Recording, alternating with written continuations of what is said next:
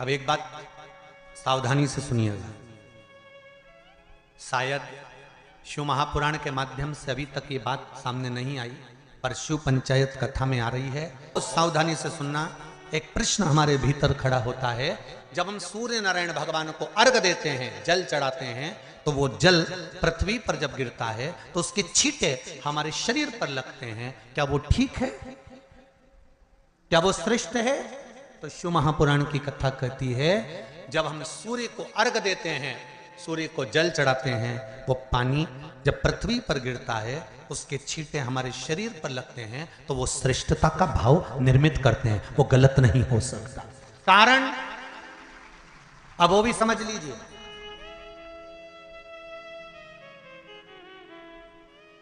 अब सूर्य नारायण भगवान को आप जल चढ़ा रहे हो तो छींटे नहीं लगे, उसके लिए क्या स्टूल पे चढ़ के चढ़ाओगे कि कुर्सी पे चढ़ के चढ़ाओगे? अरे बोलो तो सही। अब कई लोगों के दिमाग में यह बात भरा गई कि हम भगवान को जल चढ़ाते हैं, वो हमारे शरीर में छींटे लगते हैं, जमीन पे से पानी गिरता है, वो हमारे शरीर को छींटे लगते हैं, भगवान को अच्छा नहीं लगता होगा। कौन ने कहा? पहले तो उसको पकड़ के ला। मेरे राम जी महाराज, मेरे भगवान कृष्ण, बड़े बड़े संत, साधु, सन्यासी, तपस्वी, साधक, उपासक जितने भी हुए, जिन्होंने सूर्य की आराधना करी, इन्होंने टेबल पे चढ़कर या कुर्सी पे चढ़कर जल नहीं चढ़ाया। इन्होंने पृथ्वी पर खड़े होकर ही, क्योंकि पृथ्वी तत्व के देव हैं शिव। जब हम मृत्यु लोक पर खड़े होकर, पृथ्वी पर खड़े होकर भगवान शंकर का भाग पृथ्वी तत्व को धारण कर कर जल को हाथ में लेकर जब समर्पित करते हैं, और जो जल नीचे गिरता है वो शरीर पर अगर लगता है तो हमको उसका आशीर्वाद ही प्राप्त होता है, दोष नहीं लगता। पर लोगों ने इसको विपरीत कर दिया। कि कौन ने विपरीत करा? कई लोगों ने इसको विपरीत कर दिया। कौन ने विपरीत करा? तो जो दूसरे धर्म के लोग होते हैं, जिनको हिंदू धर्म से नफरत होती है और जो हिंदू धर्म की पूजन, सेवा, अर्चना को समाप्त करना चाहते हैं, वो धीरे धीरे धीरे धीरे कहने लगे कि सूर्य को जल चढ़ाओगे तो शरीर में लगेगा, शरीर में लगेगा तो दोष लगेगा। इसको कह कहकर घर घर में सूर्य को जल चढ़ाना लोगों ने बंद कर दिया कि आप जल चढ़ाएंगे तो दोष लगेगा, शरीर पे छींटा लगेगा, शरीर को ऐसा लगेगा। ये दोष नहीं है। कितनी सुंदर बात है महाराज। सूर्य नारायण भगवान को जब जल चढ़ाया जाता है, हाथ सिर से 8 इंच की दूरी पर होना चाहिए। जम के बोलिए, सिर से कितना ऊंचा होना चाहिए? 8 इंच ऊपर अपना हाथ होना चाहिए मस्तक से सूर्य को जल चढ़ाते समय। और ना चांदी का, ना स्टील का, ना लोहे का, ना प्लास्टिक का, ना कांच का, ना सोने का कोई बर्तन, ना कांसे का, ना एल्युमिनियम का, ना पीतल का, केवल एक पात्र होना चाहिए, वो है तांबे का। काय का पात्र होना चाहिए? तांबे का पात्र। और सूर्य नारायण भगवान को जब 8 इंच ऊपर तुम्हारा हस्त है, और जब हम सूर्य को जल चढ़ा रहे हैं, कैसे जल चढ़ाना है वो भी समझ लीजिए। अगर कोई कैंसर का मरीज है, जिसके चेस्ट में कैंसर आ गया हो, लेफ्ट में, राइट में कहीं पर कैंसर आ गया हो, या कोई गठान आ गई हो, तो महाराज आप जल चढ़ाते समय उस जल की धार को सूर्य भगवान को जब चढ़ा रहे हो, तो धार आपकी गठान की ओर जाना चाहिए, जिससे सूर्य की किरण उस जल में से आपके उस स्थान पर पड़े, उस जगह पर पड़े जहां पर गठान है। महाराज आप लगातार जल तो चढ़ाना चालू करो, अच्छे अच्छे डॉक्टर फेल हो जाएंगे और कह देंगे गठन ठीक हो गई। आपका लीवर और किडनी गड़बड़ कर रहा है, आप प्रतिदिन, आपका स्वास्थ्य गड़बड़ रहता है, आप प्रतिदिन ये ज्योतिष शास्त्र के अंतर्गत, रत्न शास्त्र के अंतर्गत, ये रत्न शास्त्र, ज्योतिष शास्त्र, रंग शास्त्र जो हमारे यहाँ है, रंगों के हिसाब से ये जितने रत्न होते हैं, माणिक हुआ, मोती हुआ, नीलम हुआ, मूंगा हुआ, पुखराज हुआ, ये क्यों कहते हैं ये पीला है, ये सफेद है, ये नीला है, ये लाल है, इसको शरीर में क्यों पहनाते हैं? उसका कारण होता है कि जब शरीर में पहनते हैं, सूर्य की किरण उसमें पड़ती है, हमारे शरीर पर वो कलर का इफेक्ट पड़ता है, उस कलर को शरीर पर लगता है, और शरीर पर लगता है तो हमारा शरीर धीरे धीरे, हमारी जो इंद्रियां हैं वो सही होने लगती हैं, काम सही होने लगता है। तो आप कहते हो ना सब, मैं कौन सा नक पहनूं, मैं कौन सा मोती पहनूं, मैं कौन सा पुखराज पहनूं, मैं कौन सा नीलम पहनूं, वो ज्योतिष शास्त्र के अंतर्गत, रत्न शास्त्र के अंतर्गत जितने रत्न हम पहनते हैं ये केवल उस किरण के लिए ही तो पहनते हैं कि जो सूर्य की किरण मिले, उस किरण का प्रभाव हमारे शरीर पर पड़े। तो इन सबसे अच्छा है कि सुबह शंकर भगवान का नाम लो, तांबा का लोटा में जल भरो, 8 इंच ऊपर सिर से हाथ होना चाहिए, और सूर्य नारायण भगवान का दर्शन साधारण नहीं, जो जल तुम चढ़ा रहे हो वो जल की जो धार आ रही है उसमें सूर्य का दर्शन होना चाहिए, तो कैंसर की बीमारी कभी नहीं हो सकती। लीवर, किडनी, हार्ट, आपके हार्ट में अगर तकलीफ है, डॉक्टर ने कह दिया कि इसमें नस चोक है, आपको कहीं ना कहीं छल्ला डलेगा, आपको कह दिया इसमें कुछ ना कुछ प्रॉब्लम आ रही है, आप सूर्य को अर्घ देना चालू कर दो, सूर्य को जल चढ़ाना चालू कर दीजिए। आप सूर्य को जल चढ़ाओ, वो जल की जो तरंग आ रही है, वो जल जो निकल कर जा रहा है, उसकी जो किरण आपके हृदय पर, आपकी छाती पर पड़ रही है, नाड़ियों में पड़ रही है, नसों में पड़ रही है, उसका बल देखो तो शरीर 1 महीना लगातार चढ़ाओ तो 15 दिन 20 दिन कर तो देखो।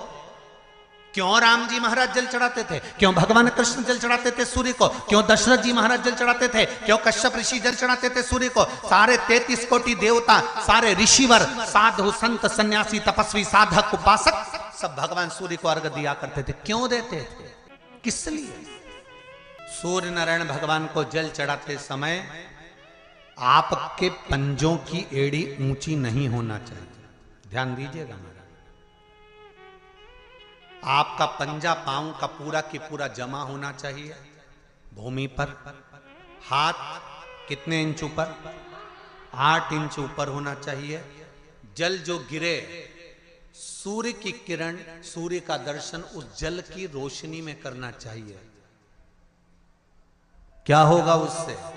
जिस बच्चे को आंख में चश्मा लगा हो, मोटे से मोटा चश्मा लगा हो, छूट नहीं रहा हो, तो थोड़े दिन उसको सूर्य का अर्घ चढ़वाना चालू कर दो, और जल में से सूर्य का दर्शन कराना चालू कर दो।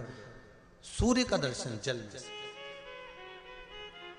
2 महीना 2.5 महीना बहुत है, आंख की रोशनी बढ़ जाएगी, चश्मा हट जाएगा।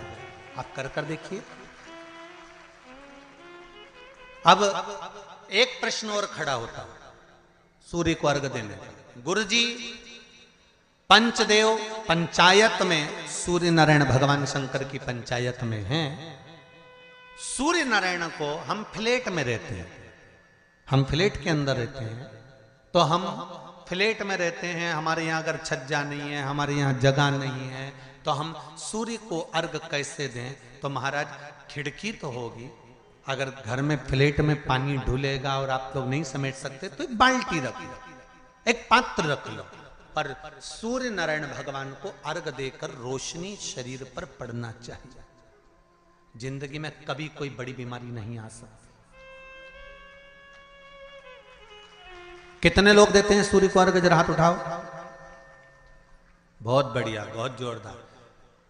पुरुष लोग भी देते हैं ना, चाहे बच्चे से बच्चा, बच्चों के हाथ में भी 1 लोटा पानी पकड़ाओ। घर में छोटे बच्चे हो ना, उनको तांबे का लोटा दो, पानी दो, जा बाहर खड़े हो जा, 1 लोटा पानी चढ़ा के। पहले दिन आप स्वयं बच्चे के साथ बाहर खड़ी हो, ओटले पर, घर के बाहर खड़ी हो, छत पे खड़ी हो या घर के बाहर खड़ी हो, और बच्चे से कह लो चढ़ाओ बेटा, देखो ऐसा हाथ 8 इंच ऊपर करिए, तांबे का लोटा लेकर पानी धीरे धीरे डोलना है। जैसे वो स्लो मोशन के सीन नहीं होते नाटक में, ये एकदम धीरे धीरे, बस नहीं तो मालूम पड़े छोरा छोरी एक साथ उंडेल के अंदर नहीं। जल चढ़ाते समय उस पानी में से सूर्य की किरण पड़ना चाहिए, सूर्य की किरण।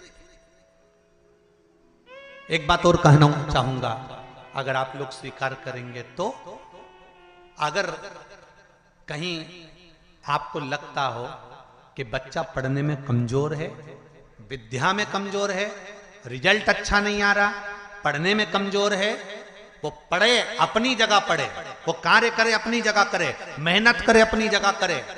बच्चों को कह दो कि कुछ समय के लिए सूर्य को अर्घ देना चालू कर। सूर्य की किरण जहां पर ब्राह्मण या हिंदू धर्म का व्यक्ति मस्तक पर तिलक लगाता है, भुकुटियों के बीच में उस सूर्य की किरण इस भुकुटी के बीच पड़ना चाहिए, परंतु पानी कम से कम ना करते हुए स्लो मोशन में धीरे धीरे गिरना चाहिए, एकदम धीरे धीरे। तो यहां एक रेखा सूर्य की किरण से पड़ती है। सूर्य नारायण भगवान को स्टील के लोटे से या चांदी के लोटे से या पीतल के लोटे से या प्लास्टिक के लोटे से या कांच के बर्तन से जल चढ़ाने से आयु छिन्न होती है। क्या समाप्त होती है? आयु। और सूर्य नारायण भगवान को अगर तांबे के लोटे से जल दिया जाता है तो आयु की वृद्धि होती है, और दिन भर में अगर कोई काम अटकने वाला है तो वो काम का रास्ता खुल जाता है और शरीर की बीमारी समाप्त हो जाती है।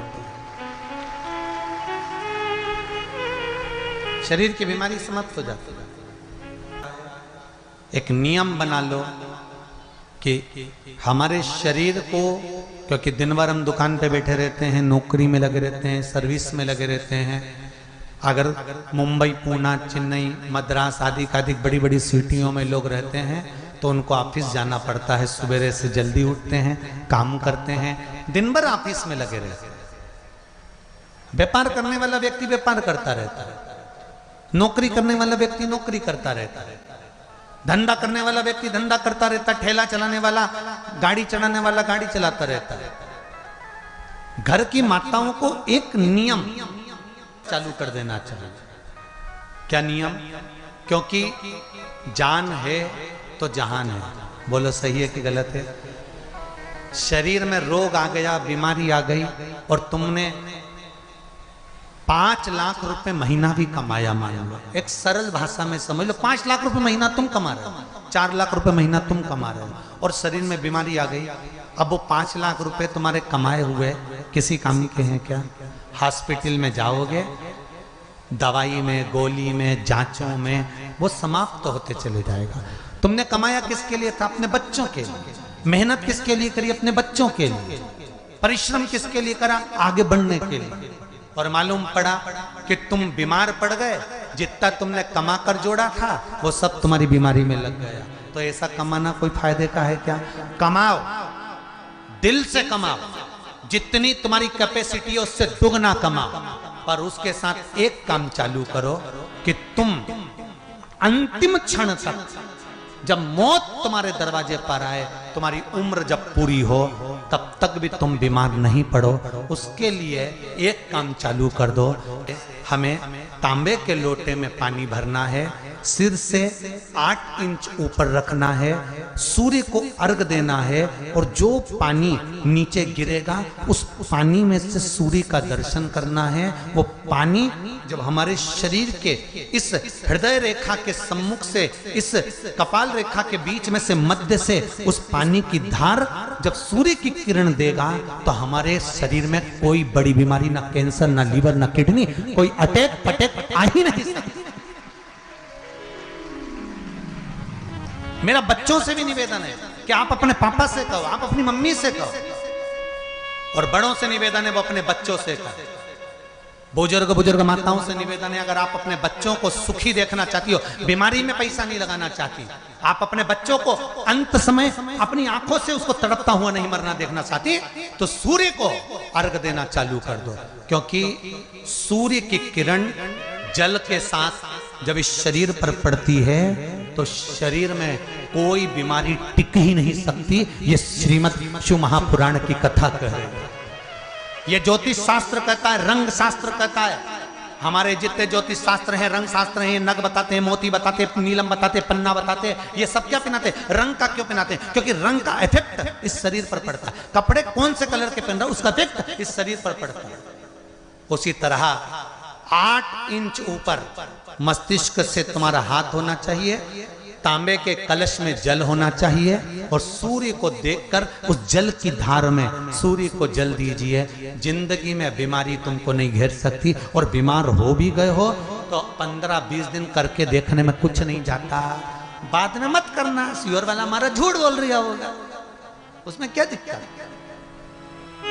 कह रहे हैं? क्यों बोल रहे हैं इतने? उसका एक कारण है, आज के समय में लोग 80 साल और 90 साल के होकर नहीं जा रहे भाई। आज के समय में लोग अटैक आता है, बीमारी आती है, कैंसर हो गया, शुगर हो गई, बीपी हो गया, 60, 70, 75, 55, 40 में लोगों के प्राण छूट जा रहे हैं। अगर ये पूरी पृथ्वी युवानों से जवानों से अगर विहीन हो जाएगी तो किस काम की? तुम्हारा कमाया गया धन किस काम का होगा? कौन कौन ले रहा है नियम? आज से नियम बना लो, एक तांबे का लोटा जल सूर्य नारायण को अर्घ देना है हमको प्रतिदिन। घर का चाहे छोटा हो चाहे बड़ा हो, जिस बच्चे को रोज बुखार आता हो, निमोनिया हो रहा हो, जिसका लीवर किडनी डैमेज हो गया हो, वो नियम बना लो, 15 दिन के अंदर 20 दिन के अंदर डायलिसिस में अंतर आ जाएगा तुम्हारे। तुम कर तो देखो, इस प्रभाव करे। बनाओ नियम। जिस नारी को रजो धर्म से जुड़ी हुई या गर्भाशय से जुड़ी हुई कोई बीमारी हो गई हो, वो नारी भी सूर्य को जब अर्घ दे तो उस जल को बिल्कुल स्लो एकदम धीरे धीरे गिरा, एकदम धीमा, जल्दी जल्दी पानी उंडेल के मत आना। सूर्य देवता को अर्घ देना। हो सकता है तुम लोग इसलिए भी नहीं दो कि लोग हंसेंगे, शर्म करेंगे। तो दुनिया हंसे, जब हॉस्पिटल में पड़े रहोगे तब नहीं हंसेंगे कि कमा के मर गया, ले यहीं छोड़ दिया। जब भी तो लोग हंसेंगे। तो उससे अच्छा है दुनिया आग लगे बस्ती में। अरे अच्छे से बोलो जरा, आग लगे बस्ती में, अपन रहो मस्ती में। और एक निवेदन हो रहे, जो ये बात कही है इसकी क्लिपिंग आप काट लेना और सारे के व्हाट्सएप पे भेज देना। 1 लोटा तांबे का जल सूर्य नारायण को देना है इस शरीर के लिए, क्योंकि हमने परिवार के लिए बहुत करा, अब अपने लिए करना है। कोई पैसा लग रहा है? अरे बोलते जाओ। सियोर वाले महाराज ने तुमसे धन मांगा? नहीं। पैसा मांगा? नहीं। इसमें तुम्हारे अगर प्राण बचेंगे तो सियोर वाले महाराज का कोई भला होगा? नहीं। भला किसका होगा? तुम्हारी पत्नी का सौभाग्य अमर होगा, तुम्हारे बच्चों का पिता उनके सामने होगा और माँ उसके सामने होगी। तुम्हारे लिए कर या हमारे को कुछ नहीं चाहिए, तुम तो तुम्हारे लिए करो।